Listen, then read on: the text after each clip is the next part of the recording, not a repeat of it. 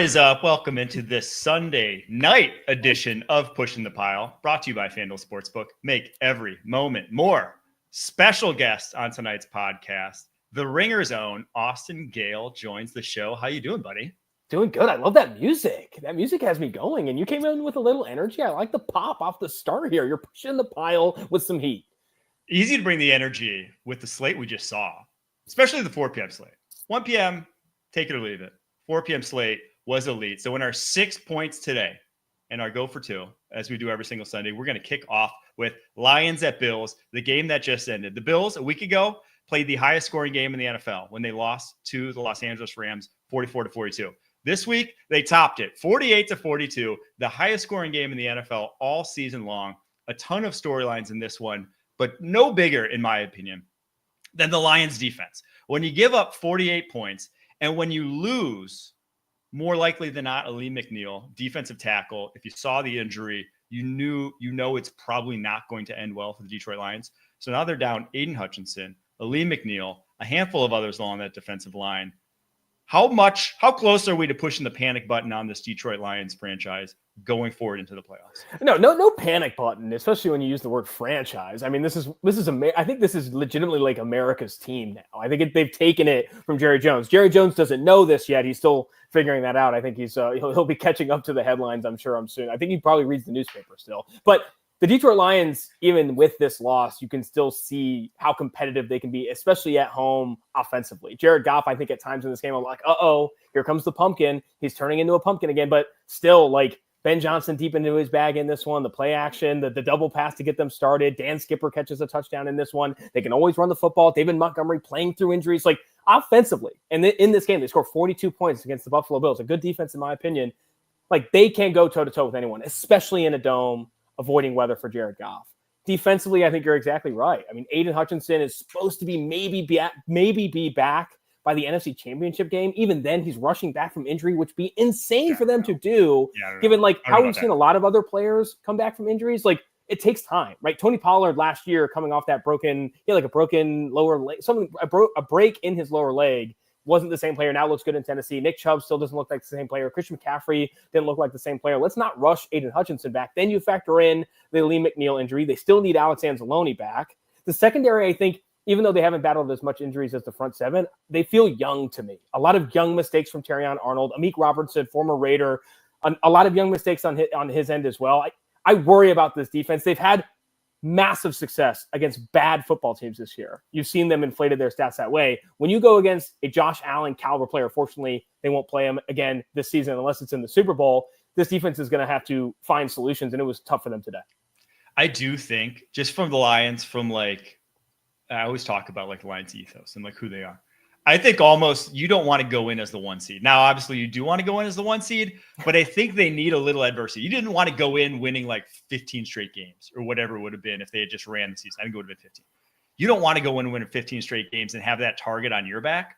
You want to be the team that's still getting doubted. And I think this loss, especially the way they did it, you are going to have media types, not myself, saying that the Lions can't win the Super Bowl now with this defense. And with good reason. You give up 48 and now a little bit inflated by that decision to onside kick with like 11 minutes left in the game, which was, I think in retrospect, a little too early there for Dan Campbell, but still 40 plus to anyone. I don't care if it's an offense that is as hot as the Buffalo Bills, 40 plus to anyone is a bad look. And when you don't have the horses coming in along the defensive line, you're going to be in trouble. But they also, like you said, they put up 42. And yeah, some of it was a little garbage time at the end. A lot of garbage time. They had the 3rd and 17 hookup. Like, it was a little bit kind of. But they still were moving it on a Buffalo Bills team that had, up until last week, been a top 10 defense in the NFL. So I'm not pushing the panic button. I think the other side's interesting to this too, because I actually really like Sean McDermott's plan coming out against this Detroit Lions offense. They had some early down blitzes that led to some sacks. Like, they really flustered them out the gate before, obviously, the game kind of turned because the Bills were front running so hard, right? They came out to a multi-score lead and never really looked back. But I still do worry about this Bills defense because everyone's talking about Lions defense. Matt Milano came back and does not look good. Matt Milano has been the last 2 weeks an issue. This one didn't do much more. Like, there are we thought that might solidify this defense and make them into one of the best in the NFL. It's like, no, it's kind of gone the opposite way since then. So I do think that's worrisome to me too, because what have we seen pretty much in every single Josh Allen playoff loss? It's been, he kind of does enough, and then all of a sudden the defense gives it up at the end.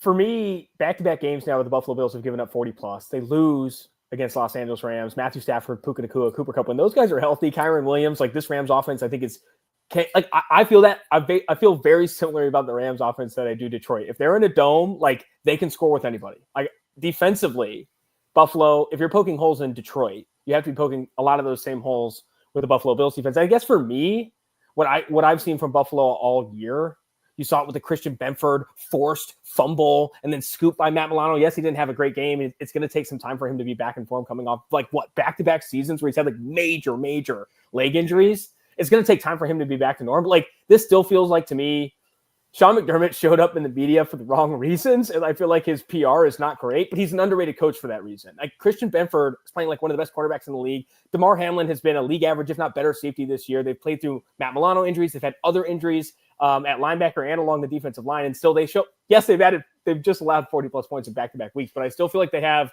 players that make impact plays. I like Buffalo's defense more in a playoff run than I do like Detroit's right now, just because I think, again, Aleem McNeil got hurt today. It doesn't look like with what we saw on video today that he's going to be coming back anytime soon. It is truly like unbelievable, this sheer amount of injuries that Detroit has had. And at some point, it's just like, I don't care how good a DC Aaron Glenn is. When you're playing Jonah Williams at defensive tackle, not the offensive tackle, Jonah Williams, the defensive tackle, Jonah Williams, that most people probably hadn't heard of until a few weeks ago. It's like, you're just in trouble, man. You're just in trouble when you face a good offensive line like the Buffalo Bills, who can maybe take away your Zadarius Smith, the one guy who can create pressure now. And then if that's not working, it's like, then you have to blitz. And then it's like, good luck if that's when they blitz, they put their corners who love to grab in situations where they grab. And if they, sometimes they get away with it, sometimes they get burnt. I know that they've made plays that secondary a lot this season. Kirby Joseph, I think, has up there, top 3 in interceptions this year. Like they've made plays defensively. I still feel like with these injuries stacking up, I worry about it. What would you make? Because everyone, I don't know if you heard, but everyone was talking about this as like the dream Super Bowl matchup. Two teams that have never won it, underdogs. Like the Bills have been through a lot. Their fan base, Detroit obviously has been a laughingstock of the league for most of the years they've been alive. Like a lot of people are rooting for this Super Bowl, in my opinion. Yes. It's in New Orleans. What do you make the line? It can't be anything less than Bills -2.5, Bills -3, right? This is like your undecided voters Super Bowl, right? If you don't have a team that's in it right now, this is probably who you want to see. Like even as a Packers fan, if the Packers don't make it, I just like the Lions have been so bad for so long that you would want to see them. Now I don't want to see them win it, right? But I do want to see that if I want to see them make it, at least just because there were so many years in there, probably just in my lifetime, like a 15-year span post Barry Sanders up until very recently. Gosh, I guess that's like 20-year span where it was just it was a laughingstock, unfortunately. And the Bills had a run like that themselves. So yes, I do think this is a dream Super Bowl matchup. But at this point, just with the way those two teams looked, you'd have to lean Bills in that Super Bowl. You just have Bills -2.5, Bills -3 even. And I still might be betting Bills. You wouldn't catch me dead betting Goff in that game just because Josh Allen, we haven't even talked about him. We barely talked about him with this game. Josh Allen is like locked up MVP for sure. Locked up MVP this year. Lamar had 5 touchdowns himself this week. The crazy thing is no one watched that game. Lamar did what he did in the 4 p.m. window instead of the 1 p.m. window. Now, again, it was against the Giants. But like Lamar is definitely getting some erasure just out of sight. But he's already won 2. He's already won 2. Yeah, I know. He went a very, very quiet 21 of 25 for 290 and 5 tugs. Like a good day for Lamar. You love to see it. But Josh Allen, I think going into this week on FanDuel was -450 to win MVP. I think he's already locked it up. He hasn't won one yet. He's playing the best football of his career.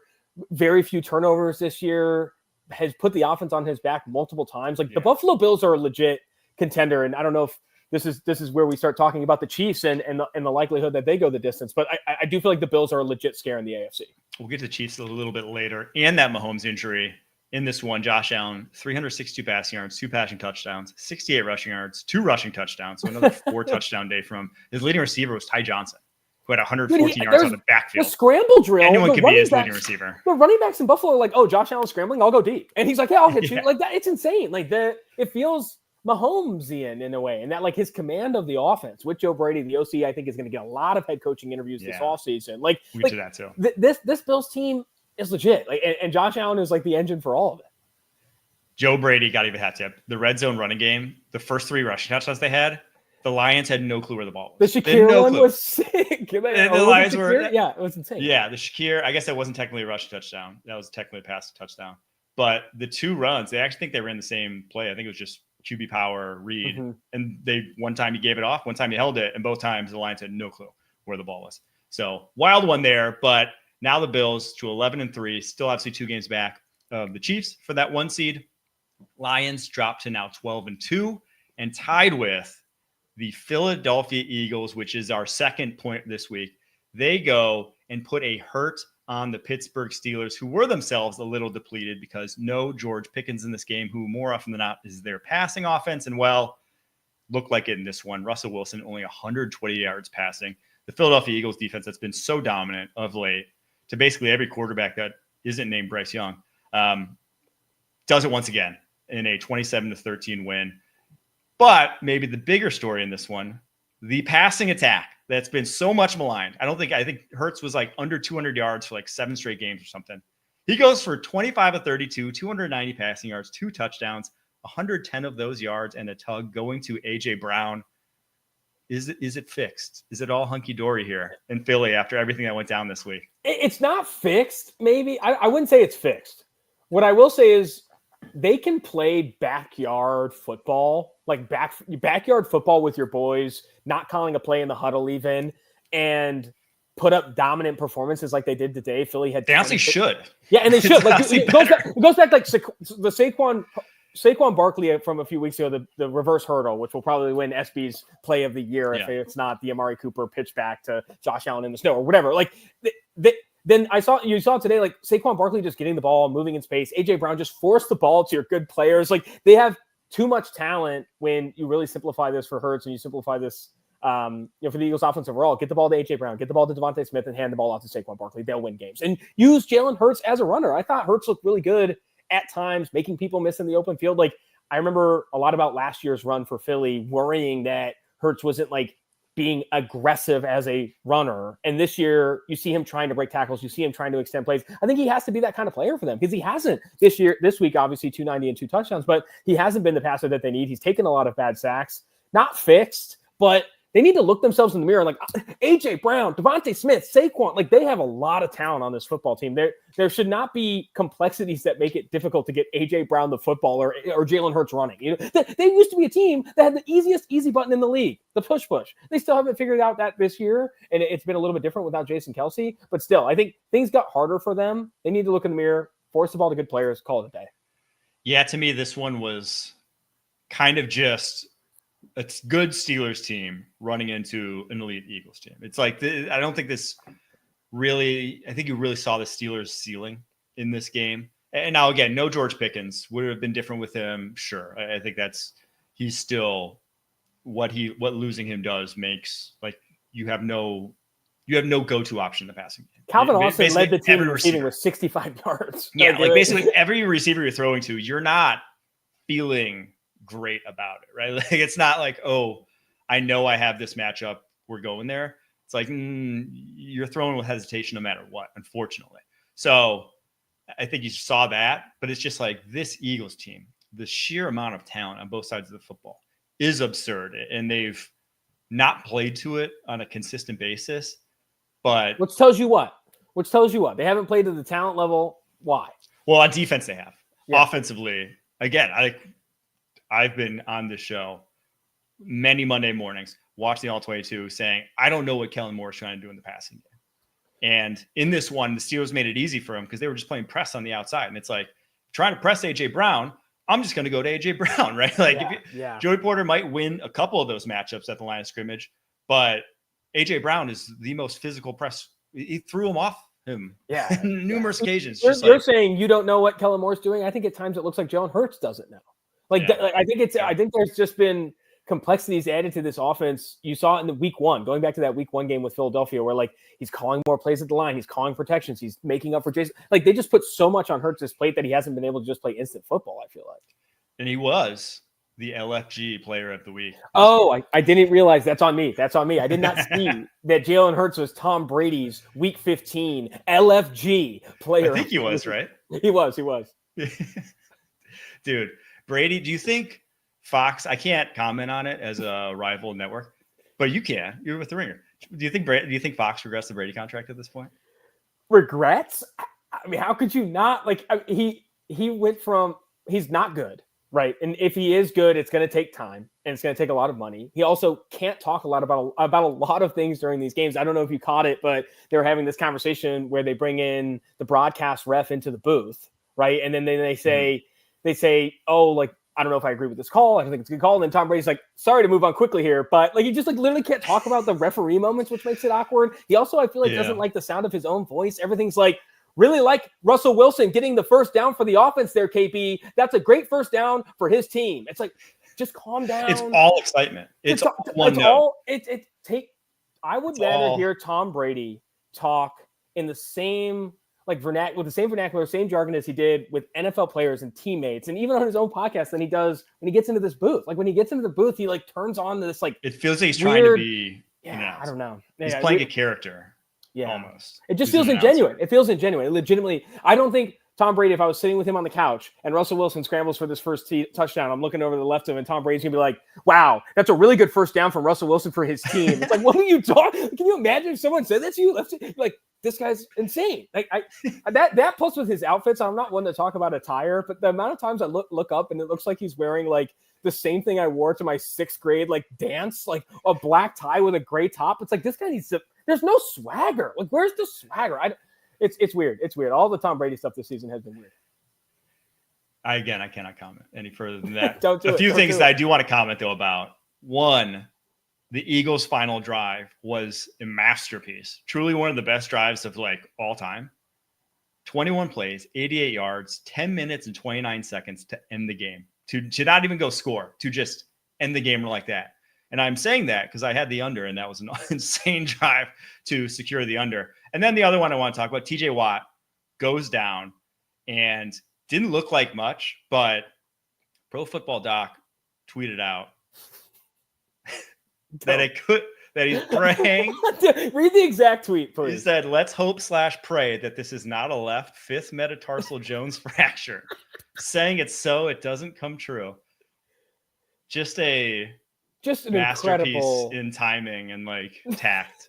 the engagement opportunity to say, let's just hope/pray this isn't a left 5th metatarsal Jones fracture. I'm sure that's what everyone when I saw the clip, I think everyone immediately thought Ian Rappaport put up the prayers emoji and said, praying for not a left 5th metatarsal Jones fracture for TJ Watt. Kleiman immediately tweeted that out too. I get that it's like Chow's kind of role on Twitter is that like, hey, a big injury happens. I'm gonna get up a cut of when he got hurt and give my analysis. He needs to really work on his copy because that's just like when you are like being so self-aware that you shouldn't be trying to engage farm from this, but then you are anyway, like that, I think is just too much. I don't know if I agree. Now, to focus on the serious part of this sucks for Pittsburgh. Yes. I honestly feel like TJ Watt, he makes one or two like huge plays for this defense every single week. I think it's a big reason why they keep teams under. It's a big reason the defense is good. Like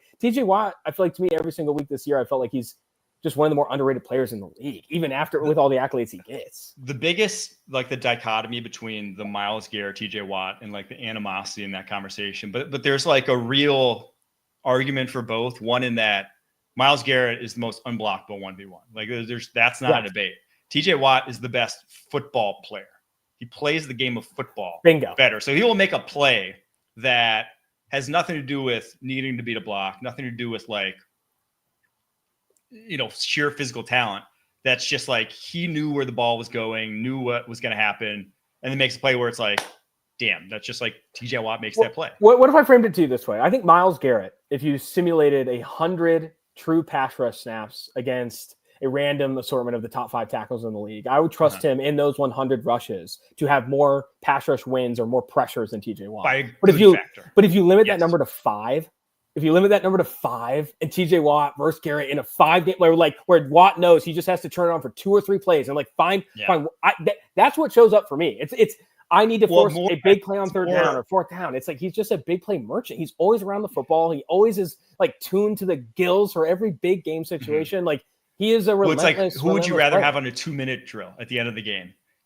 You probably think of TJ Watt, right? You probably think he'll make whether it's like a batted ball. 3rd and 12, Super Bowl on the line. I'm taking Watt over Garrett every day of the week. Every day of the week. It's not even close. It's an interesting conversation. All right, we're going to take a quick break. After that, going to get to our final 4 points. It's a team almost too good to be true. You guys ain't ready for us. Kick your game day off right as the Tops team tackles all the biggest headlines around the league. Who's got 2 thumbs and loves this next segment? Sunday mornings on CBS Sports Network.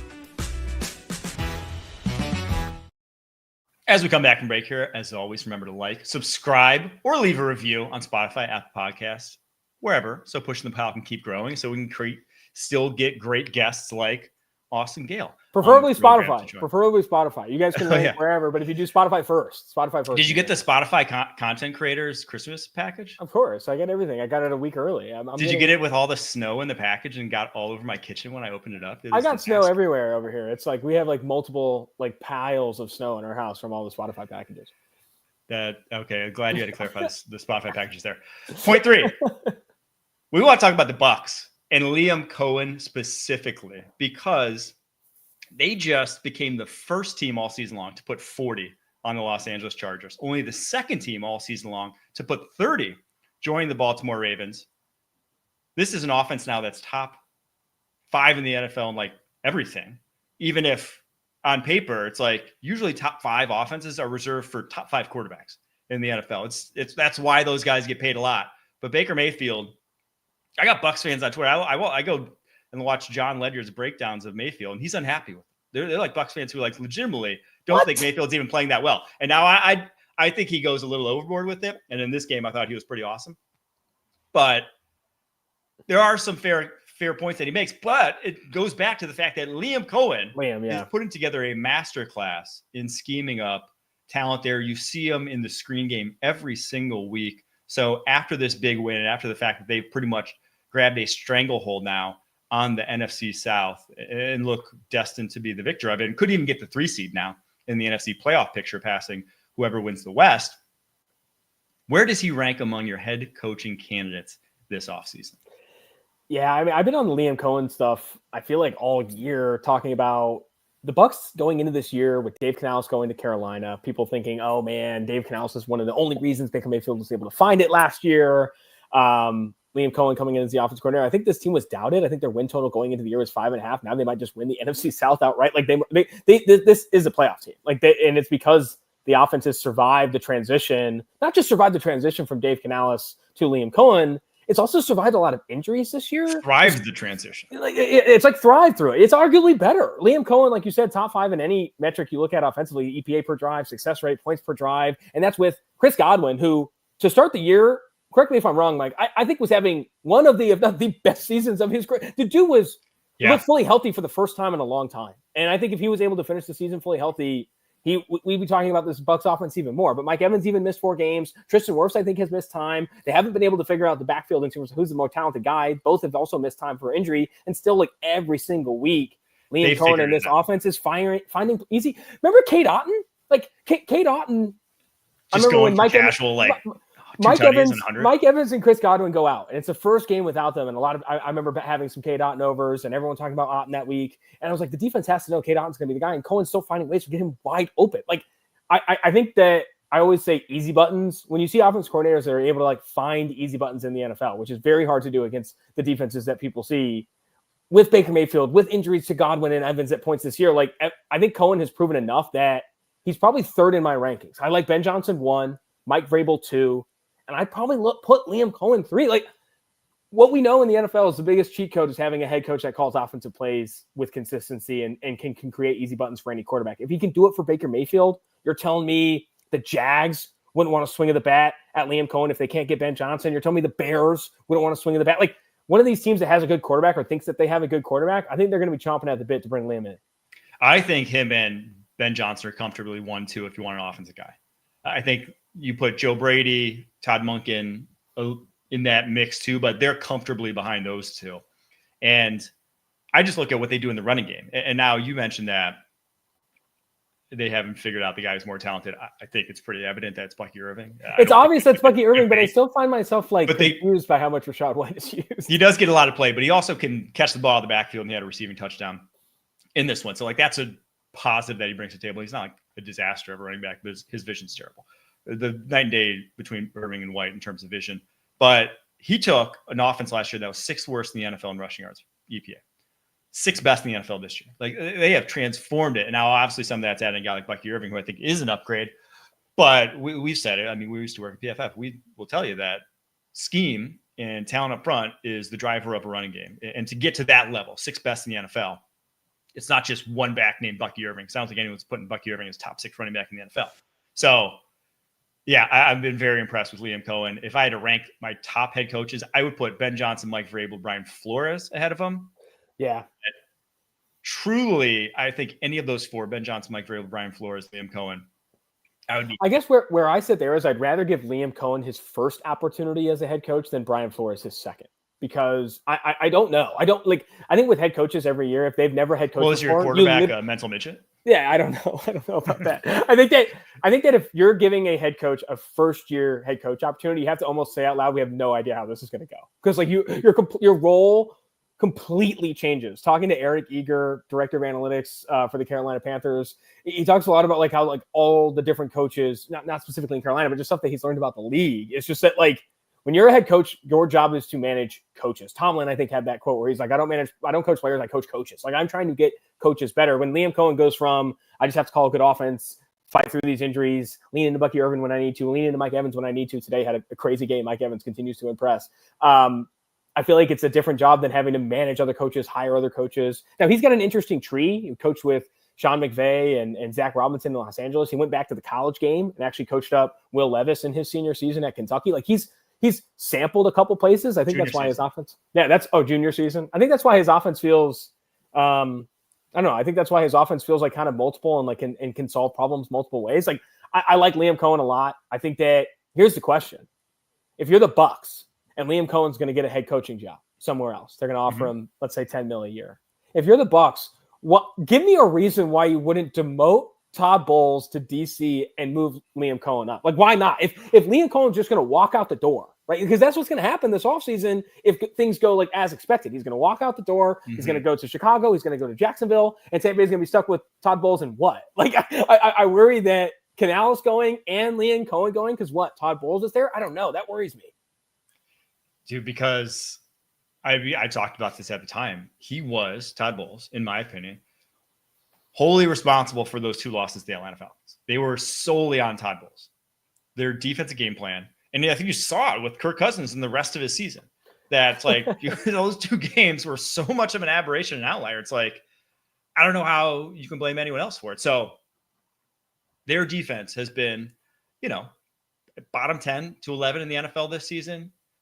Whereas their offense has been top 5. It's which one do I want to keep? And now, from a purely talent perspective, that's a talented defense. That is not a defense that should be that bad. They should be getting better They've results. Been injured, but very, they're very talented. banged up. But still, if you're just ranking OC performances around the NFL versus DC performances around the NFL, they are in opposite realms this year. And now, obviously, Bowles was your DC for a Super Bowl, and that's tough. And I don't think they will, right? I think it'd be very far-fetched if they would. But, I've seen enough from Liam Coen, man, to know that yes, I want that guy in the building. I'm going to do what it takes to keep that guy in the building. The only reason that we're not talking about it is because it's unprecedented. No one demotes their head coach to defense coordinator and then moves the offense coordinator up. No one's done that. I at least to my knowledge, if someone has, please link me to the article. I can't think of a time where a head coach has been demoted to defensive coordinator on the same football team and then promoted the offensive play caller to head coach. I can't think of it. That's the only reason we're not talking about this though, because if you're a Bucs fan or you're a Bucs player, or you're in the Bucs front office, tell me right now who's more valuable to this football team, Todd Bowles or Liam Coen? And if the only reason you're going to let Liam Coen walk is because the thing that would require you to change that has never been done before. I don't know. I think Tampa Bay might have to like think of something else here. Maybe it's that decision is easier if they don't win a playoff game. Say they make the playoffs, but they don't win a playoff game. The defense gives up 30, 40. That will make it easier. That could make it easier, but I guess I hope that decision is made easier because I want that for Baker. Did the Chargers do that in the mid 2000s? Oh man, I remember when they went from the deep cut. This was so they had when after the year they went 14-2, they fired their head coach to hire Norv Turner, who was the OC. I'm pretty sure someone's got to. I'm gonna need Harry to look that one up for us. But I think that might have been. The lone time I can even think of something like that happening. All right, we're gonna get on to point 4 here. Patrick Mahomes, if you saw it at all, 4th down, gets rolled up on a little, ankle taped, doesn't come back in the game. They were obviously up by 2 scores at that point, so really no reason to put him at more risk. But he's been under risk by this offensive line all season long. And with Joe Thuney in this game at left tackle, his first start here for the Kansas City Chiefs this year, they've tried out everybody. DJ Humphries, obviously, they just signed. He has that hamstring injury. He ain't going to be back anytime soon. Wanya Morris, Kingsley Suamadi-Ia, the second and first year tackles, respectively, they weren't it. The just confidence that Patrick Mahomes has had in that blind side has been a disaster. And in this one, now it's Joe Thuney, first starter left tackle, going up against Myles Garrett, right? But 7 pressures, most of any tackle allowed this week. Are we still worried about what this offensive line is going to look like? And do we think that this injury from Mahomes could linger into the playoffs at this point? You cannot limit it to the offensive line for me. I think it's the entire offense. I think that the receivers, since Rashee Rice has gotten hurt, have not been getting open at the rate that they need to. He's holding onto the ball longer since the Rashee Rice thing has happened. The offensive line hasn't been good, and they've had injuries that has forced a better interior offensive lineman to play left tackle. It's been a swinging door at left tackle all season. Mahomes has taken 35 sacks this year, most for him in any season in weeks 1 through 15. He's also no sacks in the game today, but he's been hit. Like, it feels like constantly under duress. Obviously got hurt today, getting hit as he was throwing. Like I think that this is going to be a very, very, very difficult playoff run for the Chiefs. However, if there's any team, any coach, any head coach combination that I think can handle a tough road, that probably still gets the first round bye, by the way. Like a tough road that includes a first round bye. Last year, they were road dogs and they're like, 2 or 3 playoff games. Like, I'm fine with you doubting Mahomes and the Chiefs. I'm fine with maybe other people, but I personally won't. I know things are going to be tough. Andy Reid and Mahomes get things done when things are tough. Like, I just think they are still so good at winning football games, so good at like grinding out drives, so good at finding a solution when you need one, being multiple, like I said. It just feels like, yes, we're going to doubt the Chiefs again. Yes, they might be a dog in one of these playoff games, maybe even a dog in the Super Bowl. But I will not find ways to make money betting like against Mahomes. I won't do it. I won't find ways making engagement betting against Mahomes. Like, this is a good football team because they have Patrick Mahomes and Andy Reid, period. The one thing to note, though, their schedule going in. So he's got ankle banged up. The offensive line woes, we know. Texans, Steelers, Broncos are your final 3 games. Maybe the top 3 pass rushes in the NFL. I mean, like, the Eagles are up there 2 really good defenses in Houston. And Houston's like a top 10 defense this year. Like, those are really good defenses. Those are, and specifically, like, those defensive lines. Now, maybe no TJ Watt in that Steelers game, unless Dr. Child's prayers come true. But still, like, you're going to block up Will Anderson, Danielle Hunter, those tackles? No. You're going to block up, say even if it's not TJ Watt, Nick Herbig, Alex Highsmith. You're going to block up Nick Bonito, Jonathan Cooper. It's like he's not the confidence. If you're like going to try to win back his confidence going into the playoffs and like his stability, because you just watch early in the season or even like last season, even when Donovan Smith was out there, just like how he felt about his protection on a consistent basis was so different. Yeah. His willingness to stand that pocket was so different. And it's only going to get worse over the next 3 weeks, right? When he has a bum ankle, when he can't run and avoid it the way he has and have the answers to it. So I've been the Chiefs hater all year. I'd be very worried with the. Of course, I don't think anyone. I remember the reporters coming out of that Panthers game that they barely won, and they were in the locker room, and the players looked like they just died, like someone died, like they won the game, but it looked like someone died.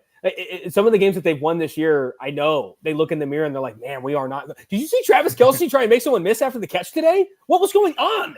He needs to start just running straight or falling down because it does not look good. It does not look good.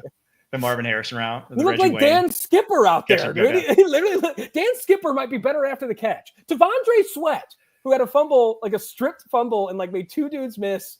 Like sprung for like 30 yards on a return today or something. Like he might be better after the catch than Kelce right now. Like the Chiefs have problems. They also have the best problem solvers. Steve Spagnuolo, I didn't even mention him when I made my whole period comment. Like this Chiefs defense is good.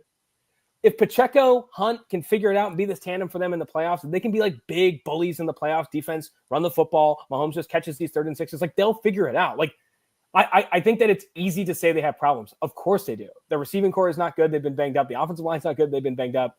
Mahomes is now even banged up. But like at the end of the day, if Mahomes is playing and Andy Reid is coaching this team and Steve Spagnuolo is on the defense, like I feel like I'd rather be on the Chiefs side than the other side of the ball.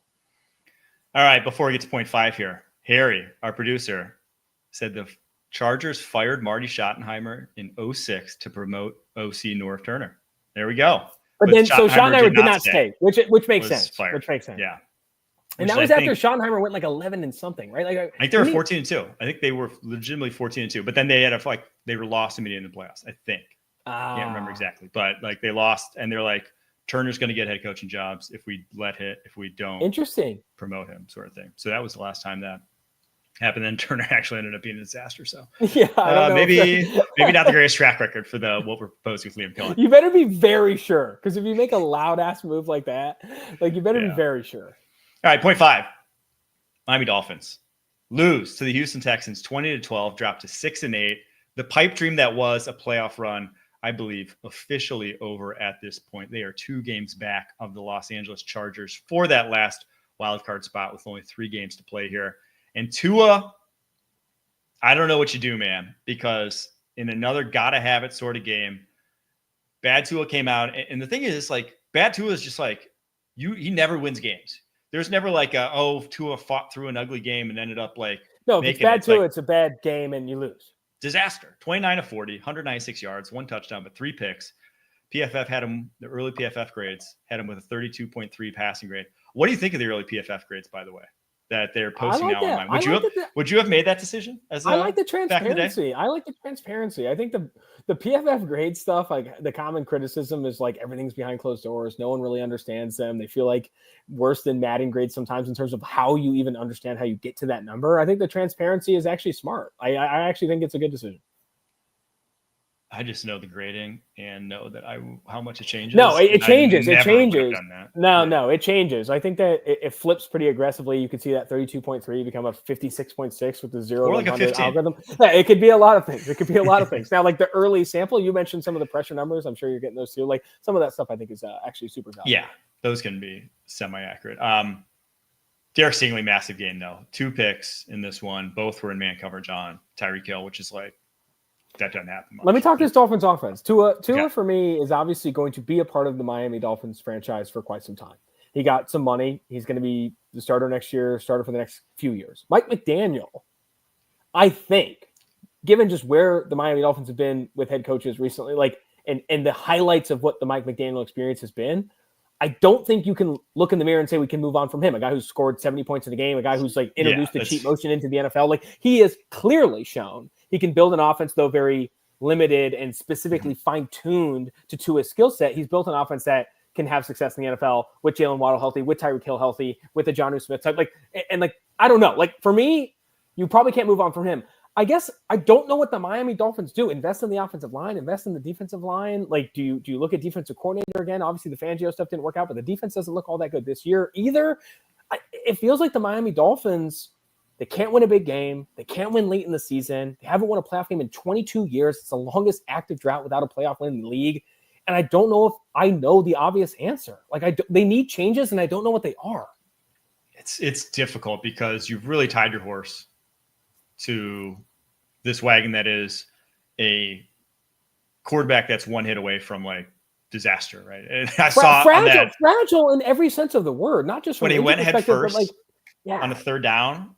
I think everyone was just like, "Huh, It's like, what are you doing to it? Get down. In the same game, Grant Dubose had to get carted off the field for a very scary hospital ball from Tua, by the way. Hospital ball that led to a big collision. They took off his jersey and shoulder pads. The dude was on a cart.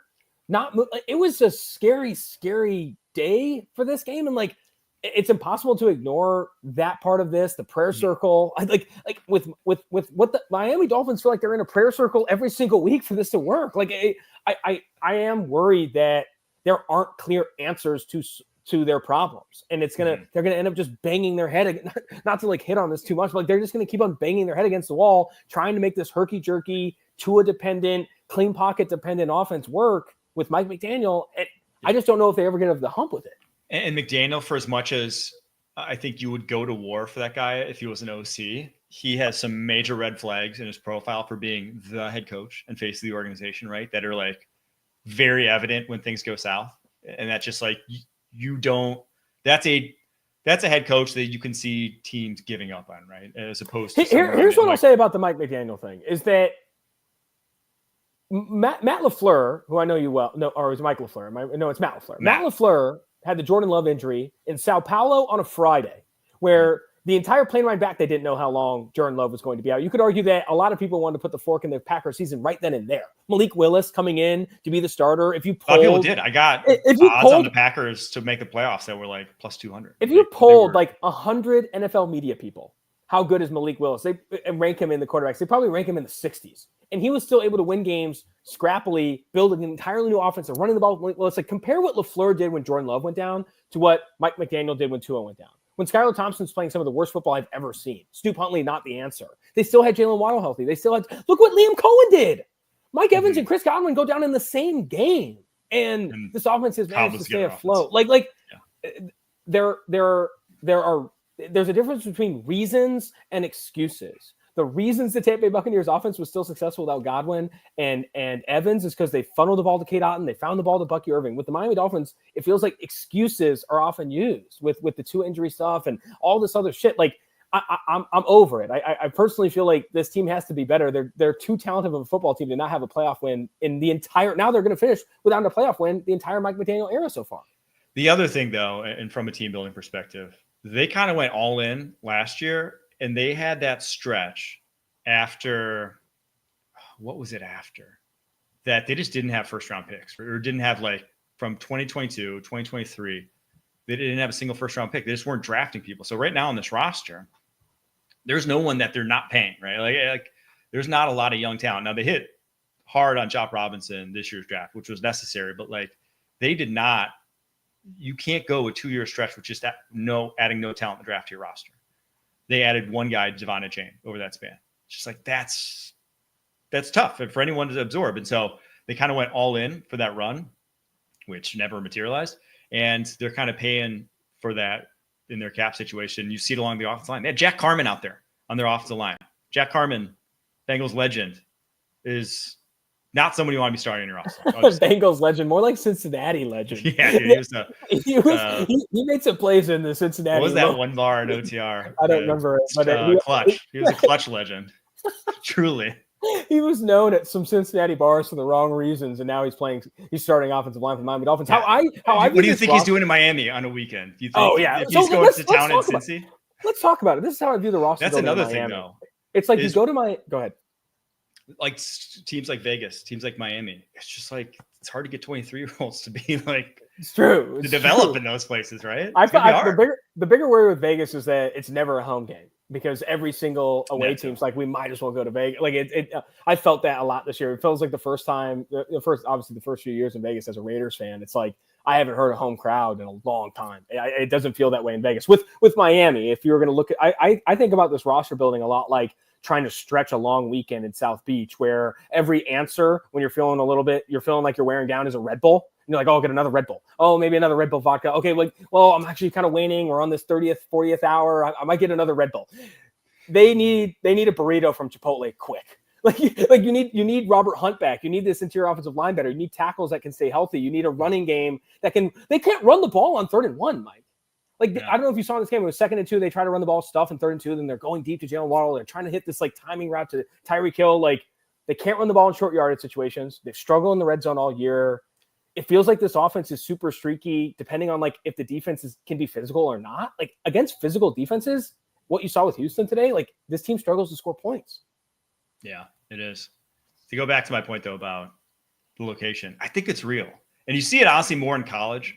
Yeah, with like, why does Miami, Florida, the university consistently like struggle to like develop guys, but North Dakota State is like elite at it. It's like the places where there's nothing to do besides football. Green Bay, Wisconsin, where you can't get into anything. It's like sometimes those are easier to develop young talent in. All right, point 6. Last like meaningful game to touch on here. Broncos beat the Colts in a wild turn of events because the Colts are on their way to being up 20-7 as Jonathan Taylor streaked towards the end zone and drops the ball at the goal line yet again. The Broncos scored 24 straight after that. 24-0. Outscored 24-0. 24-0 after that. Go on for a 31-13 win, basically clinching a playoff spot because this 90% chance according to ESPN's model. Over a 90% chance. If they would have lost this to the Indianapolis Colts, they would have been 50-50 in terms of their chances of making the playoffs. So it was effectively like the only way the Colts would have stayed in the playoff picture was to win this game. They now drop to 6-8. The Broncos move to 9-5. Colts are 2 games back of the Chargers for that last wild card spot. And we're running out of games here. So only 3 games left. And the Chargers, they got the Pats and the Raiders on tap at the end of the season. That'll be nice. That'll be nice. The AFC playoff picture's over. We got 3 weeks left. And it's kind of like we know the teams. We just don't know the order yet. Yeah. No, I don't know if you saw Adam Schefter from ESPN. He tweeted, Indianapolis at Denver is considered to be the Broncos' biggest home game since the AFC Championship in 2016. This is Denver's chance to take another step in its 8-year playoff drought. Like this was a big game for Denver. I don't know if you know, Schefter started with the Denver Post. He's got some love for Denver. Like this felt like a big game that they were going to blow early. Bo Nix with some questionable throws early in this game, but then, like you said, Jonathan Taylor, they were going to go up 20-7, right? Or I think it was going to go up 20-7. 27 drops the ball, and what I think is one of the worst celebrations in sports. Whatever celebration that involves you dropping the ball at best right at the goal line. Like that's what I never understand with these. Deshaun Jackson did it before. Why don't you want the ball? Earlier this season, it was Malachi Corley, a rookie for the New York Jets out of Western Kentucky. And then you have Jonathan Taylor doing it that like literally swings the game. I would rather my players do the Marshawn Lynch hold my dick impression and get the 15-yard penalty every single time. I don't know if you heard the ref today when I think it was Nick Benito of the Denver Broncos who did it in this game. The ref was like, illegal demonstration. I've never heard that in my life. I don't think that's the illegal actual call. I'd rather get the 15-yard penalty, illegal demonstration penalty every time, knowing that you're going to carry the ball through the end zone, than see this ever on tape. If I'm a coach, this is $1 million fine for me. You do this, it's $1 million. Something has to give because this is just completely unacceptable. It's like a fireable offense in any other job. Yeah, the Colts, I mean, they have to be looking back this game being like, we really I'd love to see some Jonathan Taylor post-game quotes. Because did he get to the podium after the game? Because, I mean, this is the Nick Benito Selly came on a throwback screen. It was Adonai Mitchell who threw the interception back to Anthony Richardson, and Nick Benito just stepped in front of it and ran it back to the house. An insane play. Denver Broncos, though, happy for them. 9-5. I think the Broncos was legit. The Broncos defense is legit. They are. Pat Surtain, Nick Benito. They have a defense that can legit shut people down, and they've done it against good teams, a lot of bad teams this year, and I think that's maybe why some of the defensive stats might be a bit overinflated. But still, like they could show up against a lot of good offenses as well. I think they're going to be a sneaky. No one's going to pick them. They're not going to be a favorite in any of the playoff games that they play, but that defense is going to be tough for whoever they play in the opening round. All right, those are our 6 points. Now let's go for 2. What's your parting shot for Week 15, AG? I know the Bengals won today, and maybe everyone's buzzing in Cincinnati they're not going to make the playoffs. Like maybe you're buzzing off this win, but it's like I think ESPN makes them a 3% chance. New York Times might have them less than 3% chance to make the playoffs with how things shook out today. Like the Bengals are going to miss the playoffs this year. The parting thought is I think Zach Taylor is good, but he's not great. And we talked about the Bucs and them trying to make a power move, trying to keep Liam Coen. I think what's going to happen this offseason is Zach Taylor is going to get the benefit of the doubt and a scapegoat firing in Lou Anarumo, a defensive coordinator that I still remember, 3 or 4 years ago, every person with eyeballs that watch football said is one of the best defensive coordinators in the league. Like on their Super Bowl run, I think a lot of shut down Mahomes. Smart football analysts and casual football fans were like, Lou Anarumo's the GOAT in that Super Bowl run. And now they're just going to Zach Taylor's going to get the opportunity to fire him, blame this season on the defense. The defense has been bad. Don't get me wrong. The defense has been flat out horrible this year. It's a big part of the reason why they won today, but that was against Will Levis and Mason Rudolph and this Tennessee Titans team.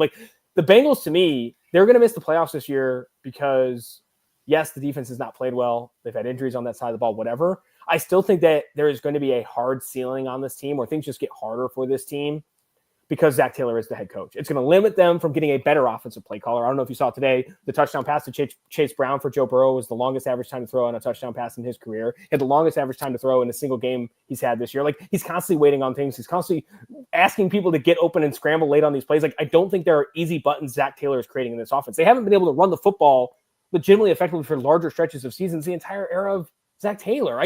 You're telling me if you're a Cincinnati Bengals fan, and I told you the Bengals just fired Zach Taylor and they offered Ben Johnson a godfather offer, $2 million more than any other coach in the league. And then Ben Johnson, who's been reluctant to leave Detroit for reasons we all don't completely understand, but he's had head coaching interviews and he hasn't taken the opportunity. A lot of people thought he was going to go to Washington last year. He said no. He's waiting for the right opportunity to leave Dan Campbell. If he goes to Cincinnati, you're telling me he's not going to take that from Cincinnati? Joe Burrow, Jamar Chase, they tell him we're going to bring T. Higgins back. Ben Johnson jumps at the opportunity. I think every single Bengals fan in the world is let's freaking go. I think Zach Taylor is going to continue to limit this team. Well, that's the thing is you have the holy grail of attracting head coaching talent. Mm-hmm. It's like what the Chargers just did to get Jim Harbaugh. It's like Jim Harbaugh would never have gone to LA if Justin Herbert wasn't there. Right? He probably would have been. He wanted to go to the Raiders. Jim Harbaugh wanted to go to the Raiders. He's like, no, I'm going to the Chargers instead because they got the quarterback and all that. Because they have the quarterback. And when you have that quarterback, and if you are any coach that believes yourself at all, you would take less money to go for a guy because it's the stability of the fact that Joe Burrow is going to be around for a decade plus, more in his career. So I will be around a decade plus if I'm Ben Johnson. And exactly. That's for sure.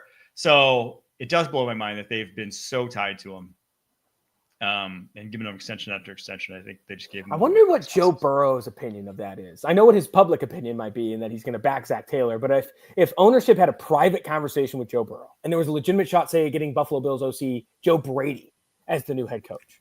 Does Jamar Chase and Joe know very well, right? Does Joe Burrow say you know what? Yeah, I like Zach, and no one wants to get people fired, but this is the mafia. Zach Taylor gets fired, he's going to be some running backs coach for a team forever, and he's going to get the payroll. Don't worry about this whole oh man, it's don't worry about Zach. Press Taylor still has a gig, he'll find job, he'll find work. I just think it's important for this Cincinnati Bengals team, who I think has one of the best quarterbacks in the league. I think that's fair. Top 3 quarterback in the league. Sometimes you feel like he's top 2. They should be competing for Super Bowls every year. You can't do that if you don't even make the freaking playoffs. To not make the playoffs with Joe Burrow, Jamar Chase, and T. Higgins. I don't care how many points they're scoring per game. At a certain point, this is on Zach.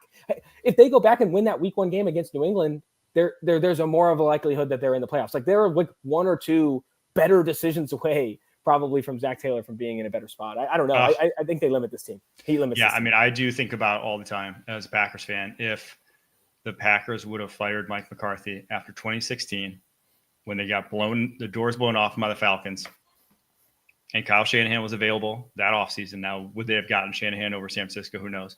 But probably they had Aaron Rodgers. You would have had OCs lining up to want to scheme up for Aaron Rodgers. And just the way things would have been different had that been the case. But then 3 more years of him just farting out offenses in a terrible relationship between the two. It's we didn't need to see that. We knew it was going south at that point. So that's kind of how I feel. One of my hypotheses with why Ben Johnson hasn't accepted a head coaching opportunity, one of it is he doesn't trust the supporting cast. He wants a stable quarterback. Maybe he doesn't want to develop a rookie, whatever. I think another part of it too is that he, compared to other OCs that get head coaching opportunities, might struggle to pull existing Lions coaches with him. DeMeco Ryans, for example, in Houston, was able to bring Bobby Slowick and a handful of other coaches with him to Houston because obviously there's commitment to Kyle Shanahan, but a lot of people had that support for D'Amico Ryans. With Dan Campbell in Detroit, like how many of these positional coaches are going to jump at the opportunity? Now, if he goes to Cincinnati, it gets that much easier. Ben Johnson looks the tight ends coach, the running backs coach, the receivers coach in the face and says, "You want to go play with Joe Burrow, Jamar Chase, and T?" We have legit talent over there. We could do some damage. So I don't know. I'm interested to see how the Bengals treat this offseason. I almost feel like I know it's going to be firing Lou Anarumo, finding a new defense coordinator, and convincing themselves that Zach Taylor elevates his team. But who knows? All right, my parting shot. 5 games starting at 4:25 p.m. Yes. How is this not the standard? Why do we start games at 4:05 when there's always a half dozen games in the 1 p.m. slate not done yet? So like you inevitably, I don't care how big of a football fan you are, you inevitably miss 1 to 2 drives of some game or another because it's blocked out and you have to watch the one that's on the 1 p.m. And so like you literally, I don't care if you have the YouTube TV package and 16 TVs at your disposal, you're going to miss some of the game in that 4 p.m. window. And then more often than not, we're getting like these 3-game 4 p.m. windows and 2 of them are god awful. It's like, why can't we have a nice full 4 p.m. window that gives us something to choose from? It's like, why do we stack a 9-game 1 p.m. window that I can't even put on 2 quad boxes with 2 TVs? It's just common sense. Seemingly eludes the NFL in their decision making more often than not. It's just it's just that they're not thinking with about the it. assault on fans, with the streaming wars, and having to have all these different packages to just watch NFL football games. At least give us this going forward. Eliminate the 4:05 and give us a 4:25 fixed slate that, unless a game goes to OT, you're not running into that window. If they're going to have games on Wednesdays because it's Christmas and games on Black Friday because it's it's going to be on Peacock, it's going to be on Netflix, it's going to be on Amazon. Who knows? It could be on OnlyFans at a certain point. We don't know where the NFL is going to go. If they're going to do all of that, can you at least fix Sunday, please? And fix Sunday. Like it should be 7 to 9, no more than 9. I understand that maybe limitations 7 to 9 in the 10 a.m. slate or the 1 p.m. slate on the East Coast. Then it should be 4 to 6, no lower than 4. How many 4 o'clock slates this year have we had 3 games? That's not acceptable. We need 4 games minimum for the quad. And if you need to go 5, you need to go 6. I respect that too. We didn't really watch Patriots Cardinals today because it was like the only irrelevant game to the playoffs during the 5-game window, but I'm fine with that. I'm fine with catching up that game later. The real problem to me, I think, is the Thursday night football piece. Like the Thursday night football, because of how much Amazon is paying for it and how much money Amazon is probably making off of it, they're doubling down on that. The Amazon wants Wednesday games. They want Friday games. They want Saturday games. I don't think Thursday night football is going anywhere. But man, if I could have a Christmas list to Santa, I would say get rid of Thursday night football. No more of this short week bullshit, stuff that we know players and coaches hate. Mm-hmm. And pack the afternoon slate with 4+ games. Morning slate should be 7 to 9. Sprinkle in all of your European cross-pond games or out-of-country games before the trade deadline. And then Sunday night football with Monday night football kicked up double headers like we have tomorrow. That then becomes Sunday night football. It becomes like one of the biggest island spots. And every Sunday night football really feels like that monumental game. I don't know. That's just as a true fan. I know that we probably won't make more money that way in the NFL, but I think fans would appreciate that. They will not. I do think there's going to come a time where they're going to realize that the money grab's like hurting them.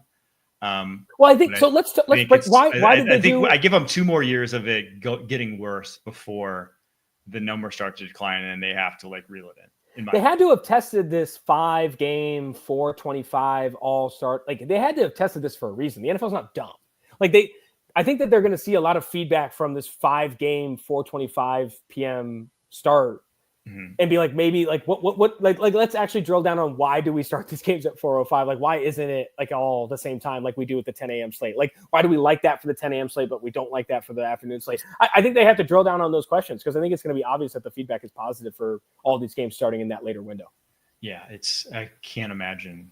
I think I know why. Like, I think they want the 4:25 is usually the game of the week, so they want the game of the week that Fox gets or whatever CBS gets. Yeah. So it's the number one crew. They want that ending after all the other ones. So they want all the eyeballs on it, but it's just, you're creating fake island spots though, because everyone's paying attention to every Yes. game that's on that matters. And it doesn't matter if one started 20 minutes earlier or 20 minutes later. It's the more important game. You're often going to find yourselves in situations where the third quarter of that later game is not being watched because people are paying more attention to this 405 start. Like I think that the NFL, it's better for red zone too. And I'm not a red zone guy anymore. I think YouTube TV, multi-view, like I usually put up like 4 up top and maybe 4 down low during the 10 a.m. slate. But like red zone's better in the afternoon slate when it's not just like 2 or 3 games. You ever watched red zone in a 3-game afternoon slate? It's a goddamn disaster. Like so it's rough.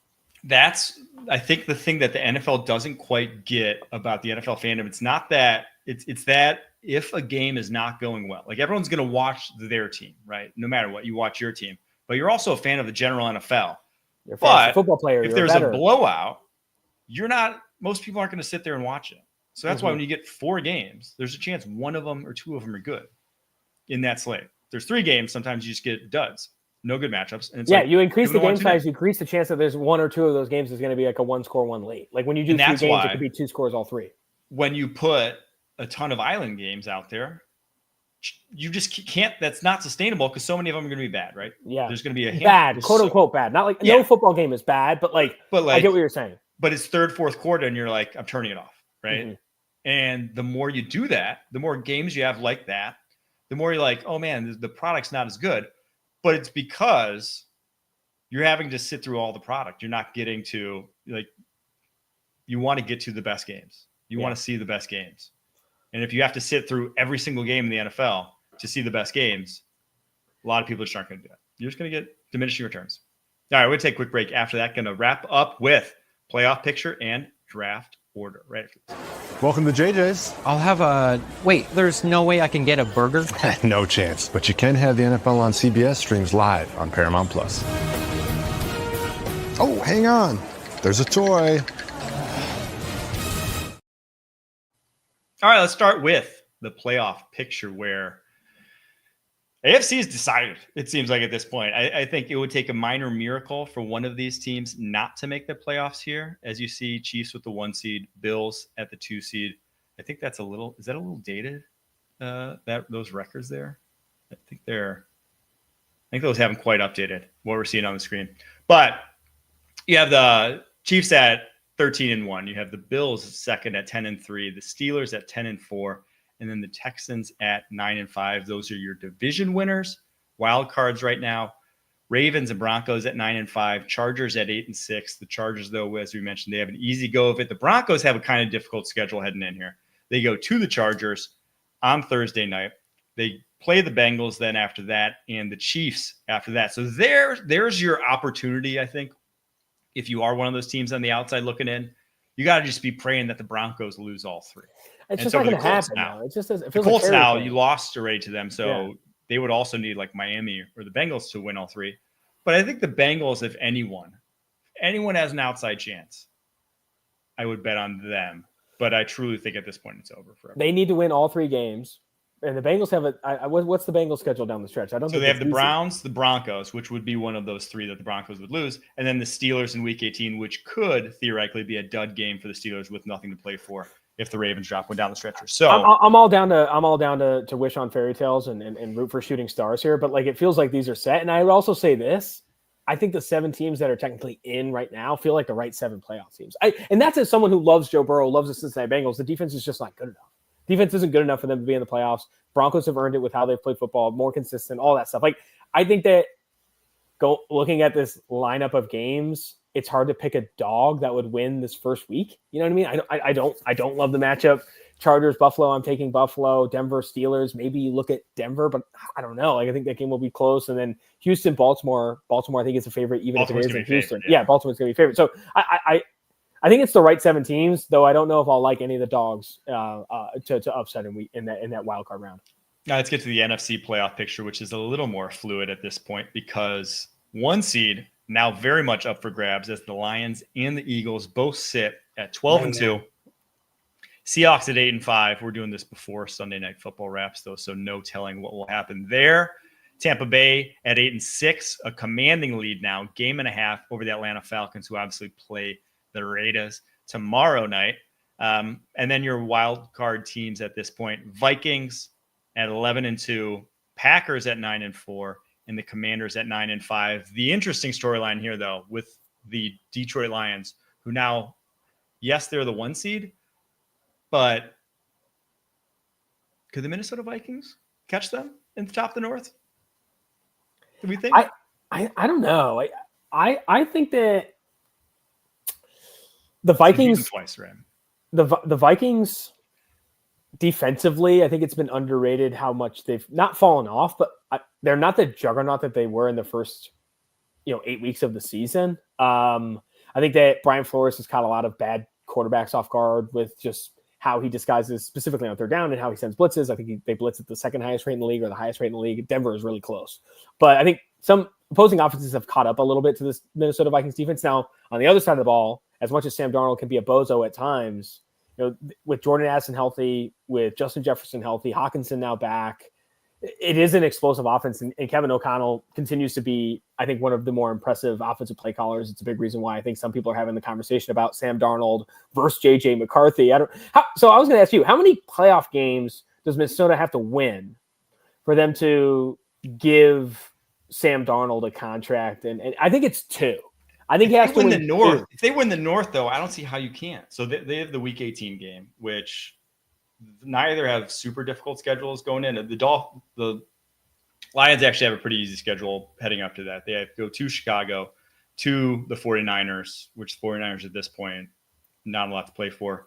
The Vikings have Bears tomorrow night, and then at the Seahawks against the Packers. And then obviously that Lions is the Week 18 game. So I think if they end up with the 1 seed, I think how do you not stick with the guy who got you to the 1 seed? I guess you're probably right. But I think if they don't win a playoff game, then I don't think you can do it. If they're wild card first round exit, I think it makes it a lot easier to just turn to McCarthy. Would they tag and trade at this point? Was he in that much of a demand that you'd be able to tag and trade?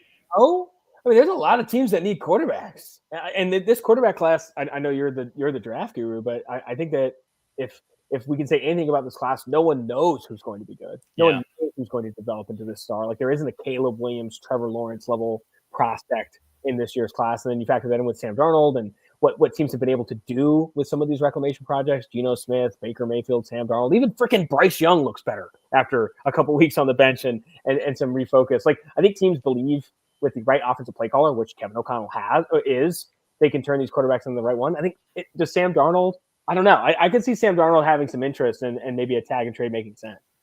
If he wins a playoff game or 2 and they're the 1 seed, like this team goes to the Super Bowl, I don't know. What do you do with DJ McCarthy? Like, do you trade McCarthy? I don't know. It's going to be an interesting – this offseason I think is priming to be one of the better offseasons we've had in a while. The draft feels like a complete crapshoot at quarterback. Belichick is coaching for the North Carolina Tar Heels. Like, there's a ton of head coaching opportunities that Belichick isn't going to get. He's literally in college now with his girlfriend, who I think is getting her master's at UNC. I can't remember what was in his manifesto. The coaching cycle this offseason is going to be insane. The draft is going to be ridiculous.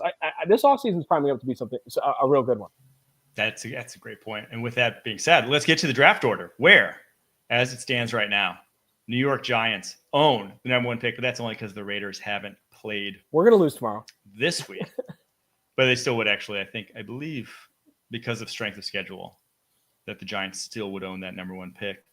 New England at 3, Jaguars at 4, Panthers 5, Titans 6, Browns 7, Jets 8, Bears 9, and then the New Orleans Saints at 10. Which one picks Ashton Jeanty, AG? Of the top 10? Because he's going top 10. I guarantee he goes top 10. Can I see the order again? Can you pull up the order again? Of the top 10, the Bears would be stupid if they did it. I don't think they should go Bears. I don't know if they should. They need offensive line. Bears should be before you. Jeanty is going to be on that metrics thing with Fields and Dallas Jones and Chase Claypool. He's a 99 athlete. the athlete tube or cylinder, whatever they called it. No, I don't know. It feels tough. I don't know if he does go top. The Saints? What team is Saints would be interesting. All of these teams feel like his age. Running back for all of those teams feels like a luxury pick that they, as good as Ashton Jeanty is. And like, I don't want to get into the running back discourse this early in the offseason. I think Genty's a phenomenal player. He should go to a team that's good. I think a good running back on a very good team can be a difference maker. Look what Pacheco can do, like McCaffrey with the Niners. Like But if you're a bad football team, like where would you say Breece Hall is as a talent? Strip him of everything else. As a talent, where is Breece Hall for the Jets? Probably like 6 to 8 in the NFL. 6 to 8 in the NFL. Nick Chubb, the Browns have Nick Chubb. Tennessee has Tony Pollard. Pollard is the Panthers. Did you just bring up Nick Chubb as a reason not to draft? I'm just saying. Tennessee has Tony Pollard. He's looked good. Chuba Hubbard just got the extension. When they drafted Tajay Spears, Hank Bigsby's right there. I mean, New England. If New England takes him at 3, they're insane. Like if you get up to 3 overall, like the running back position just doesn't make sense. So it really only Cleveland, Chicago, New Orleans are the only ones that really make sense. But then you could have someone who's like 13 moving up. Bengals, man. The Bengals would be sick. I like Bengals bringing in. That actually would be very interesting. Cincinnati getting Genty would be very interesting. Just because right ahead of Dallas there, because Dallas, is sniffing Genty. I don't think Jerry Jones is super happy with the running back room this year. We shall see. There you have it. There's your draft order, your playoff picture, and there's AG's inaugural appearance on Pushing the Pile. Thanks for doing it, brother. What do you got going on in your life over at the Ringer? What should people on the lookout for? Anything? Good question. Good question. I'm watching a lot of movies right now. We'll see what we end up cooking up. 1.5, 2x speed, some 3x speed. I'm excited for Robert Eggers' Nosferatu. I want to watch as many Robert Eggers films as I can before going in. I don't know if you've seen The Lighthouse with Willem Dafoe and Robert Pattinson. I don't watch. I get it. You need to watch more movies. My fiance Via texted you saying she gets one scary movie with me a year. That's one per year. One a year. I don't watch scary movies. So she gets one per year. That's you gave the rec this year. It was actually, I'm very thankful because it was such an absurd plot. Yeah. That usually it's like the plots that are semi-realistic that I'm like, I can't watch those because then I think about them in my life. Like I'm like thinking that they could actually happen to me. But this was one where they like grabbed the hands and went to a different dimension. Talk to me is good. Don't hate on it. And in my opinion, I'm just like, I'd never grab that hand. So you didn't catch that it's like this drug and it feels so good when you do it. Like there's like euphoric addiction I got element. that part. But you think you just have the willpower to ignore it. I do. Yeah. I would never be in that room. I'm built tough up top. I'm built tough right here. All right. There you have it. Thanks for joining. We'll be back on Tuesday with Pete Prisco doing Pete's Power Rankings. Until then, keep pushing.